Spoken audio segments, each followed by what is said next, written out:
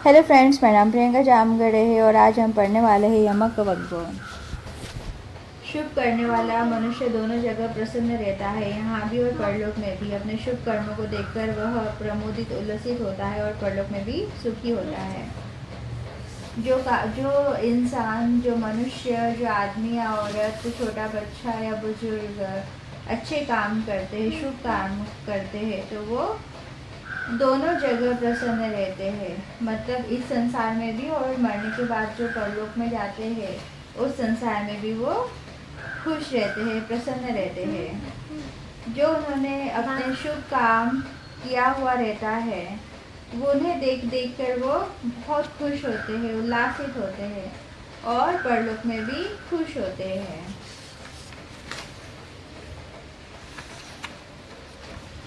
हम प्राय गाँव में देखते हैं कि व्यक्ति मरने के पश्चात किसी दूसरे व्यक्ति के शरीर में प्रवेश कर बातें करता है।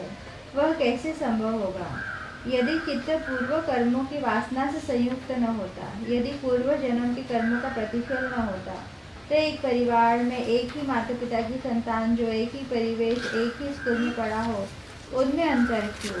एक अत्यंत दयालु और दूसरा अत्यंत क्रूर, एक जन्मजात अंधा और दूसरा विकलांग वाला। क्या बुद्ध, जो सत्य और अहिंसा की मूर्ति है, ने एक ही जन्म में इन गुणों को पा लिया था? नागार्जुन जैसा दार्शनिक, कालिदास, शेक्सपियर जैसे कवि, आइंस्टाइन जैसा वैज्ञानिक क्या एक ही जन्म का परिणाम है? इनमें क्या कोई पूर्व जन्म का संस्कार नहीं था? पियानो वादक मोजार्ट 6 वर्ष की आयु में वाद्य का मास्टर बन गया था। हैमिल्टन ने 8 वर्ष की अवस्था में 12 भाषाओं पर अधिकार प्राप्त कर लिया था। यह संभव कैसे होता? ये कुछ तथ्य है जो पुनर्जन्म के होने की ओर इंगित करते हैं। अतः मृत्यु व्यक्ति का पूर्ण उच्छेद, पूर्ण नष्ट होना नहीं है। जैसे बिजली के बल्ब के पुराने पड़ जाने पर वह विद्युत संचार करने में असमर्थ हो जाता है, उसी प्रकार यह शरीर जब पुनर्जन्म के कर्म की चित्त संतति को जितना फल भोगना था उसके बाद समाप्त हो जाता है, क्षय हो जाता है। पुनः नए बल्ब के जोड़े जाने पर विद्युत का संचार हो जाता है। चित्त की संतति निरंतर बनी रहती है। बल्ब का खत्म होना विद्युत का समाप्त होना नहीं है। चित्त भी एक वैसी ही ऊर्जा है जो तार में रहते हुए भी हमें दिखाई नहीं देती, लेकिन प्रकाशित होने पर उसके वही होने का आभास होता है।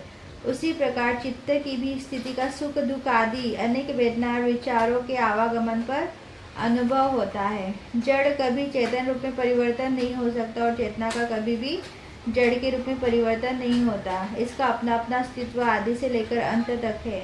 ग्रंथों में कहा गया है कि व्यक्ति जब एक शरीर को त्यागता है तो तुरंत च्युत होने पर अन्य भव में वैसे ही तत्काल संधि करता है जैसे ऊंचाई पर उड़ने वाले पक्षी की छाया जमीन पर एक साथ पड़ती है, या आदर्श में अपने पास की और दूर की दोनों वस्तुओं का प्रतिबंध एक क्षण में होता है, उसमें दूर और निकट का अंतर नहीं रहता। उसी प्रकार तुरंत अन्य भव में प्रतिसंध को प्राप्त करता है। यद्यपि हम जब जन्म लेते हैं अकेले बिना कपड़ों के जन्म लेते हैं, मरते समय भी वैसे ही जीवन में जो कुछ भी अर्जित किया हो उसे छोड़कर खाली हाथ जाना होता है। लेकिन जब नया जन्म लेना होता है तो उसे अपने पूर्व कर्मों के अनुसार अमीर गरीब, पहाड़ रेगिस्तान, उपजाऊ जमीन, बंजर जमीन, अत्यंत गर्मी वाला इलाका और अत्यंत सर्दी वाला क्षेत्र, शिक्षित के घर या अशिक्षित के घर, विकसित देश या विकासशील देश आदि में जन्म लेना होता है। इसलिए बुद्ध ने एक बार अपने पिताजी को संबोधित करते हुए कहा कि महाराज, समय आने पर जब इस शरीर को छोड़कर जाना पड़ेगा उस समय न आपके साथ आपकी प्रजा आएगी, न रानी,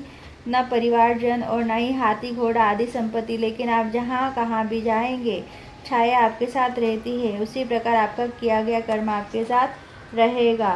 so thank you so much. मिलते हैं हम नेक्स्ट वीडियो में। अगर